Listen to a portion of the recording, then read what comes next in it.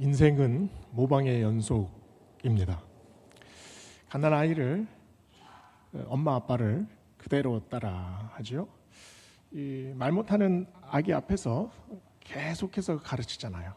아빠가 퇴근해서 와서 아기를 안고 아빠 해봐. 아빠. 그러면 아기는 엄마 그럽니다. 아빠가 없을 때 엄마가 하루 종일 가르쳤거든요.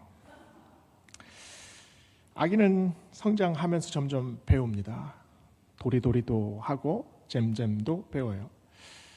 혼자서 스스로 배우는 사람은 없습니다. 따라하면서 배우고 또 흉내내면서 배웁니다. 그래서 모방은 단순히 따라하는 것을 넘어서 배우는 것이고 또 인생의 지름길로 인도하게 되죠. 그런데 이 모방이 또 경쟁이 됩니다. 장난감이 가득한 놀이방에서 아기들이 막 놀잖아요. 근데 한 아기가 비행기 장난감을 갖고 놀면 옆에 있던 아기가 그 자동차 장난감을 가지고 서로 사이좋게 이렇게 노나요? 안 그래요. 기어코 옆에 아기가 가지고 있는 비행기 장난감을 뺏으려고 합니다. 아기들은 친구 사이에 서로 닮아가려고 하죠. 그런데 이 닮아가는 것이 그냥 행동을 닮아가는 것이 아니라 그 아기가 가지고 있는 것이 더 좋아 보여서 뺏으려고 합니다. 사람은 본능적으로 이런 닮음의 속성이 있습니다. 그래서 무엇을 닮아가느냐가 중요합니다. 이 모방 심리가 광고에서 아주 기막히게 사용되잖아요. 화장품 광고에는 어김없이 당대 최고의 여배우가 나옵니다. 화장품이 아니라 아름다움을 광고하죠.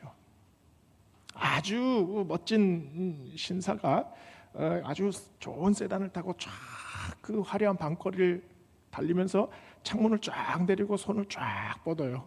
이게 뭡니까? 자동차를 광고하는 게 아니라 자유로움을 광고하고 있잖아요. 제품의 품질, 실용성보다는 이미지를 더 강조합니다. 소비자들은 그래서 화장품이나 자동차를 구매하는 것이 아니라 아름다움과 자유로움을 사고 싶어 하죠. 저 여배우처럼, 저 신사처럼 저렇게 살고 싶다라는 마음이 우리에게 있기 때문입니다. 모방하는 마음이 인간의 속성입니다. 최소한 저 사람처럼 아니면 그 이상은 살아야겠다라는 욕망이 있어요. 전기밥통은 밥만 잘 지으면 됩니다. 나와 전기밥통의 관계는 너무나 단순해요. 그런데 이 사이에 꼭 뭐가 끼어들잖아요.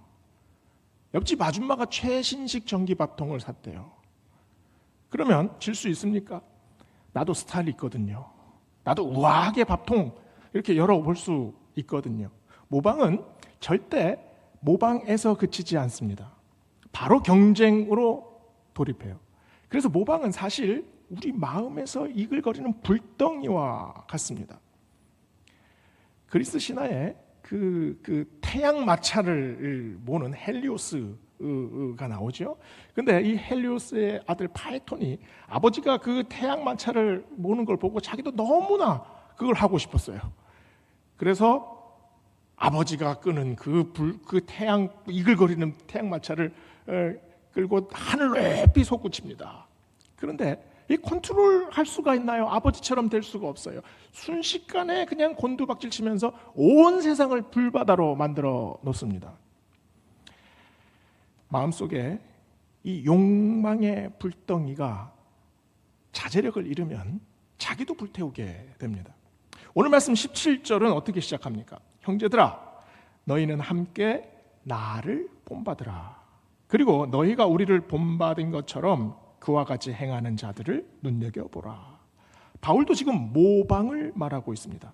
나를 본받으라 라는 말은 결코 쉬운 말이 아닙니다. 무엇을 본받으라는 말입니까? 바울이 지금 무엇을 가지고 있습니까?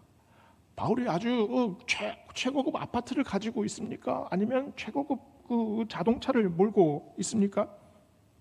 바울 역시 이 욕망의 회오리 바람에 살았던 사람입니다. 율법을 칼로 휘둘렀어요. 죄 없는 스데반 집사를 죽이는데 가장 앞장섰던 사람입니다. 자기 정의를 위해서, 자기 정당성을 위해서 피를 몰고 다녔던 사람입니다. 그러나 그가 예수님을 만나고 나서 달라집니다. 예수님을 만난 사건이 자신의 이야기가 돼요. 성경에 나오는 수많은 사람들은 자기 인생을 뒤집어 놓은 거룩한 사건이 있습니다. 그래서 그 사건을 통해서 자기 인생을 완전히 새롭게 해석해 냅니다. 이게 영적인 내러티브예요. 내 삶을 다시 돌아보게 되는 거죠. 그래서 지금까지의 내가 추구했던 모든 모방하는 습성을 완전히 새롭게 변화시킵니다. 새로운 가치를 보고 완전히 다른 방향으로 달려가게 해요. 나를 본받으라 라는 말은 나를 따르라는 말입니까? 바울은 지금 내가 달려가는 그 방향으로 우리 함께 달려가자. 내가 가지고 있는 나를 변화시킨 그 가치를 우리가 함께 나누면서 그러면서 앞으로 나아가자. 예수 그리스도를 향해 예수 그리스도와 함께 예수 그리스도를 본받자는 말이죠.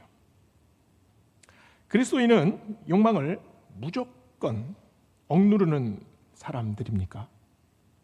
그렇지 않습니다. 욕망은 인간의 본질이고 또 자연스러운 역동이에요. 절대 제거할 수 없고 또 제거하는 것이 가능하지도 않습니다. 욕망을 한번 가둬보세요.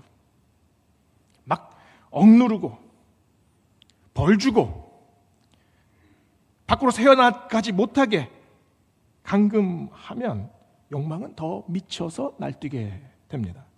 우리는 어쩔 수 없이 부러워하는 존재입니다. 우리는 어쩔 수 없이 비교하지요. 그래서 어쩔 수 없이 갈망합니다. 욕망을 제거하고 누르려는 방법은 건강한 방법이 아닙니다. 본성은 없애는 것이 아니라 잘 다뤄야 합니다. 말이 달리는 장면은 언제 봐도 참 경이롭잖아요. 그 말소리가 대지를 울리면서 꽉 뛰면 그 발이 땅에 탁 닿아서 마치 용수철처럼 팍 튀는 것 같아요. 콧김에서 허연 입김이 나오고 또 그 불끈불끈한 근육이 참 너무나 아름답게 보이잖아요. 그런데 그 발을 한번 꼭꼭 묶어보세요. 바로 죽습니다. 말의 본성은 달리는 데 있으니까요. 대신에 말을 조련시켜서 같이 달립니다. 우리의 욕망과 신앙이 가는 방향은 다릅니다. 그러나 달리는 힘은 동일해요. 육체의 욕망을 변화시켜야 합니다. 욕심으로 가득한 나의 욕망이 거룩한 갈망으로 변화가 되어야 돼요. 그러나 이게 쉽습니까? 평생 신앙생활 한 사람도 어렵습니다. 욕망은 사실 육체에 기인하기 때문입니다. 그리고 육체로 산다는 것은 사실 욕망으로 유지되기 때문입니다. 그래서 19절은 이렇게 말합니다. 그들의 신은 배요. 그 영광은 그들의 부끄러움에 있고 땅의 일을 생각하는 자라. 그들의 신은 배를 채우는 포만감이다. 육체적 욕망이 그들의 신이라고 말하고 있습니다. 단순히 배만 채우는 일이겠습니까? 우리 손에 움켜쥐려고 하는 것, 그리고 나의 눈과 귀를 자극하고 또 그런 향락을 즐기고 싶은 마음, 그런 마음들이 다 우리에게 있습니다. 그러나 그것이 인생에서 가장 중요한 것이 된다면, 가장 절대적인 것이 된다면 그것이 그들의 신이 되는 일입니다. 나에게 절대적으로 중요한 것들을 한번 다 모아보세요. 그래서 간추려서 요약을 해보면 그것이 바로 내가 어떤 사람인지를 그대로 보여주게 됩니다. 먹고 마시는 또 즐기는 일에만 몰두한다면, 내가 더 가지기 위해서 다른 사람들을 짓밟고 그 사람들이 있는 것을 빼앗는다면, 쾌락만을 위해 내가 가진 모든 것을 소비한다면 그것이 나의 신이 됩니다. 육체를 위한 욕망이 내 인생의 꼭대기에 있다면 우리는 그 욕망을 섬기는 자들이 되어버리지 않습니까? 19절은 계속해서 이런 사람은 땅의 일을 생각하는 사람이다 라고 말씀합니다. 땅에 사는 우리는 땅을 헤집고 살 수밖에 없어요. 우리의 인생의 뿌리는 그 땅 속에 깊숙이 박혀 있습니다. 당연히 땅의 일을 생각하지요. 땅을, 그 흙을 흡수하면서 살아갑니다. 그러나 흙을 해치고 다니고 또 흙을 먹는다고 흙만 만들어내지는 않습니다. 어떤 사람은 그 흙을 흡수해서 새로운 열매를 만들어내는 사람들도 있습니다. 그래서 갈라디아서 5장 16절에서 26절은 육체의 소욕과 성령의 소욕을 비교합니다. 이 둘이 서로 대적하지요. 또 충돌합니다. 그러나 육체의 소욕을 내가 가진 능력으로 제거할 수 없습니다. 성령의 인도하심을 받아야죠. 그래서 육체의 소욕은 다듬어져야 합니다. 갈라디아서 5장 16절에서 26절은 그 다듬어지는 과정을 이렇게 말합니다. 육체의 소욕이 십자가에 못 박혀야 한다. 그리스도의 은혜를 경험해야 한다는 말씀이지요. 그래서 땅 속에 뿌리박고 있는 사람들이 그 갈라디아서 후반부에 성령의 열매를 맺는 사람들이 되어 갑니다. 오늘 본문 18절도 같은 맥락으로 권면해요. 내가 여러 번 너희에게 말했거니와 이제도 눈물 흘리며 말하노니 여러 사람이 십자가의 원수로 행하느니라. 십자가는 사랑과 희생입니다. 사랑과 희생을 빼놓고는 십자가를 설명할 방법이 없습니다. 낮아지고 참고 손해보고 희생하고 같이 눈물 흘리고 피 흘리고 끝없이 용서하고 조건 없이 받아주고, 이게 십자가의 길입니다. 그러나 대부분의 사람들은 정반대의 방향으로 살아가죠. 믿음이 있어도 신앙이 있어도 자꾸 십자가와 상관없는 선택을 합니다. 내 안에 뿌리 박혀 있는 그런 가치관과 내 인생의 추구, 이런 것들이 점점 십자가와는 다른 길을 걸어가게 됩니다. 그래서 십자가를 부정하고 무시하고 심지어는 오늘 말씀대로 십자가와 원수되는 지경까지 이르게 되지요. 17절은 계속 말합니다. 그리고 너희가 우리를 본받은 것처럼 그와 같이 행하는 자들을 눈여겨보라. 본받는 것은 눈여겨보는 일입니다. 눈여겨볼 때는 긍정적인 부분과 부정적인 부분을 다 눈여겨봅니다. 유혹은 누구에게나 찾아오죠. 그러나 그 유혹의 수렁에 점점 더 깊이 빠져드는 사람이 있고, 그 수렁에서 오히려 빠져나오는 사람이 있습니다. 이것을 눈여겨봐야 합니다. 사무엘상 16장에 나오는 사울 왕은 마음이 참 괴롭습니다. 권력의 최정점에 있죠. 근데 왕궁에 그 왕좌에 앉아 있는데 저 왕궁 밖에서 자꾸 노래소리들이 자꾸 들립니다. 다윗은 천천히요, 사울은 천천히요, 다윗은 만만이라. 그 소리를 들으면서 이 사울 왕 마음이 어떻겠습니까? 신하들도 군사들도 다윗만 보면 그냥 마냥 웃습니다. 눈을 가늘게 뜨고 이렇게 바라보면 자기 편이 아무도 없는 것 같아요. 심지어 자기가 사랑하는 아들 요나단도 다윗의 절친이 됐습니다. 딸도 이게 두들겨 패도 시원찮을 그 다윗을 사랑한답니다. 이 도대체 어떻게 해야 합니까? 왕좌에 앉아서 창을 움켜쥡니다. 저놈을 어떻게 죽여야 할까?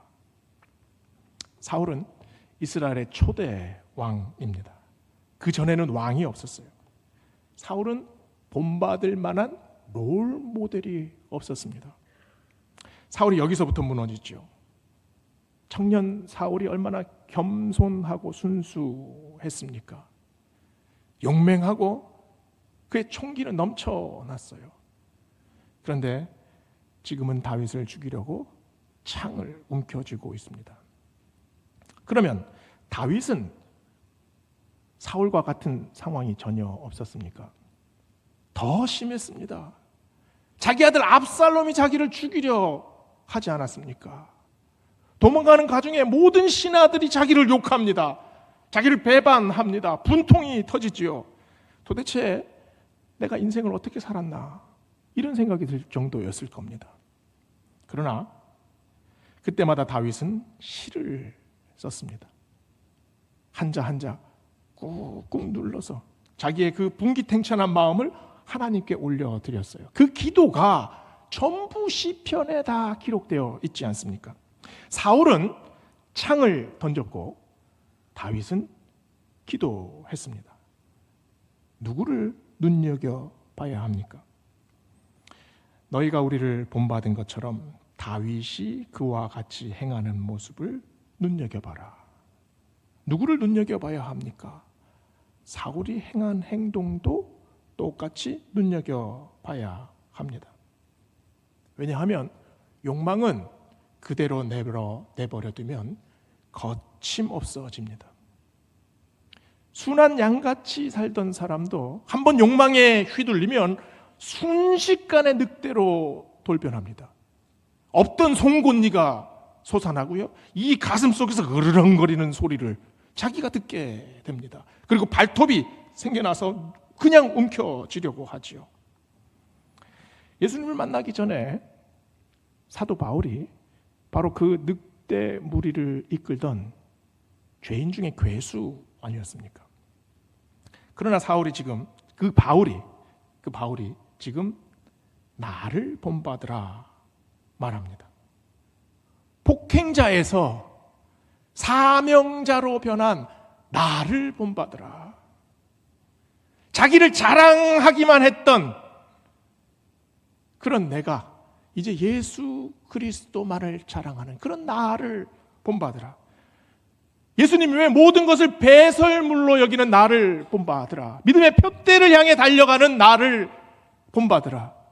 인생이 사명감으로 불타는 나를 본받으라. 삶이 허무와 죽음에서 허덕이다가 부활의 소망을 발견한 나를 본받으라. 바울이 지금 인간 바울을 본받으라라는 말입니까? 바울을 변화시킨 분이 예수님이십니다. 바울도 예수 그리스도를 본받고 있습니다. 우리 같이 나를 변화시킨 그 예수님을 바라보자 라는 말씀 아닙니까? 바울은 자신을 자랑하는 것이 아니라 자신을 발견하고 있습니다. 하나님을 만나면서 자신이 누구인지를 다시 알게 됐습니다. 그래서 바울은 고린도후서 6장 8절에서 10절까지 다시 찾은 자신을 이렇게 노래합니다. 우리는 속이는 자 같으나 참되고 무명한 자 같으나 유명한 자요, 죽은 자 같으나 살아있고 징계를 받는 자 같으나 죽임을 당하지 아니하고 근심하는 자 같으나 항상 기뻐하고 가난한 자 같으나 많은 사람을 부욕해 하고 아무것도 없는 자 같으나 모든 것을 가진 자로다. 하나님이 주신 인생의 가치를 새롭게 발견해 나가는 과정을 지금 말하고 있습니다.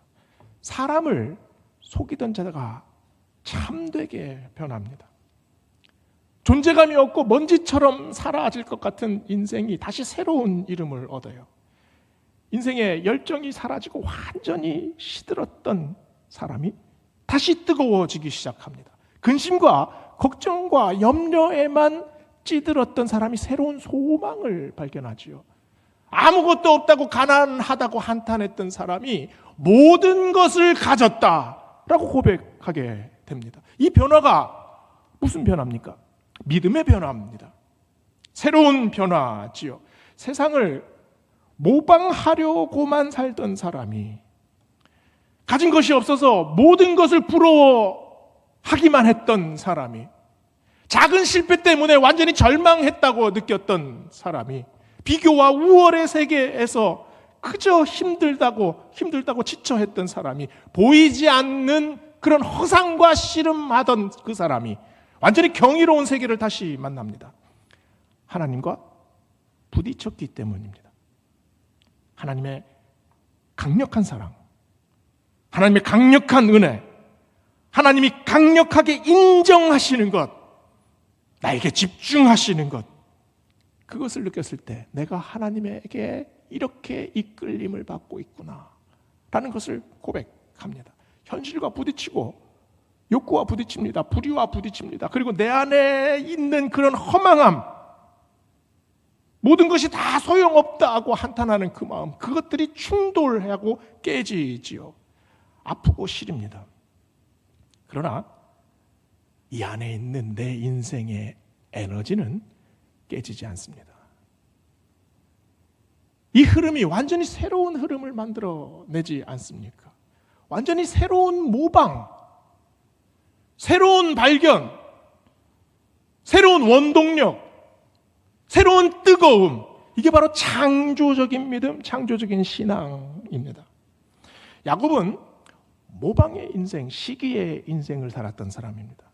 평생 쌍둥이 형과 경쟁하지요. 모방하고 경쟁하고 속이고 도망하고 또 두려워합니다. 그러나 야복강가에서 하나님과 만나 씨름해요. 말이 씨름이지, 이게 하나님의 그 거대한 힘에 꽉 충돌하는 것 아닙니까? 골반뼈가 부러지면서 신음합니다. 그러나 이 사건을 통해서 야곱이 새로운 이름을 얻지요. 하나님과 결혼자, 이스라엘이라는 이름을 얻습니다. 야곱의 욕망이 하나님과 만나면서 해체됩니다. 그리고 다시 조합되기 시작해요. 사람이 어떻게 하나님과 씨름할 수 있겠습니까? 야곱은 자기 욕망과 씨름했어요. 그런데 그 씨름 한가운데 하나님이 임재해 주셨습니다. 그래서 하나님을 통해 내 안에 있는 그 열등감과 내 안에 있는 문제가 새롭게 해결되지요. 더 이상 속이는 자가 아닙니다. 참된 자가 되지요. 징계받는 자가 아니라 살아나는 자가 됩니다. 근심하는 자가 아니라 기뻐하는 자, 아무것도 없는 자가 아니라 모든 것을 가진 자가 됩니다. 모세는 극심한 정체성에 시달렸던 사람입니다. 왕자인지 자기가 아니면 노예인지 구분이 되지 않아요. 애굽 사람을 모방하면서 살았습니다. 그러나 히브리 정체성의 노예 때문에 격분하지요. 사람을 죽입니다. 그래서 왕궁에서 도망쳐서 사막으로 흘러 들어가지요. 자기가 가진 이름을 잊은 채 내가 그동안 해왔던 모든 기억을 다 부서뜨리고 그 운둔의 모래바람 한가운데로 들어갑니다. 그러나 그곳에서 불꽃을 만나잖아요. 불타는 떨기나무 앞에서 하나님의 이름을 만납니다. 모든 욕망이 다 사라진 것 같은, 잿더미 같은 모세의 인생에 하나님께서 불꽃을 주셨어요. 그 불꽃이 어떤 불꽃입니까? 다시 왕자로 살아가겠다는 그런 욕망입니까? 전혀 아닙니다. 더 원대한 꿈, 완전히 거룩한 갈망, 사람들을 살려내라, 내 백성을 구해내라, 민족을 살려라, 네 인생이 불타더라도 살려내라, 결코 죄가 되지 않을 거다, 끝없이 타오를 거다. 개인적인 욕망이 아니잖아요. 하나님의 뜨거움, 하나님의 열정, 하나님의 열망이 모세에게 다시 불을 붙입니다. 그때부터 모세가 타오르기 시작해요. 욕망으로 길을 잃었을 때, 탐욕으로 내 영혼이 오염됐을 때, 열등감으로 괴로워할 때, 실패라고 단정할 때 하나님은 새로운 마음을 주십니다. 시들었던 우리의 영혼 위에 새로운 거룩한 갈망을 부어주십니다. 그 욕망 때문에 내 인생이 꺾였다고 생각을 할 때 새로운 결단, 새로운 각오를 우리에게 주십니다. 분노하는 다윗을 찬송하는 다윗으로 만들어 주셨습니다. 열등감에 시달리는 야곱을 새로운 자신감이 가득한 야곱으로 만들어 주셨어요. 죄로 변한 모세의 인생을 불꽃 인생으로 변화시켜 주셨습니다. 우리의 욕구와 욕망은 다양하고 또 강력합니다. 많은 경우 우리는 다른 사람들이 원하는 그 욕망을 따라가고자 합니다. 내 안에 있는 것, 그 욕망이 뭡니까? 다른 사람들이 추구하는 그 욕망을 따라가고자 하는 마음이요. 내 안에 내가 없습니다. 타인으로 가득 차 있습니다. 이런 우리들에게 21절은 말합니다. 그는 만물을 자기에게 복종하게 하실 수 있는 자의 역사로 우리의 낮은 몸을 자기 영광의 몸의 형체와 같이 변하게 하시리라. 우리의 낮은 몸을, 어떤 몸입니까? 육신에 기반한 몸입니다. 연약한 몸입니다. 욕망에 시달리는 몸입니다.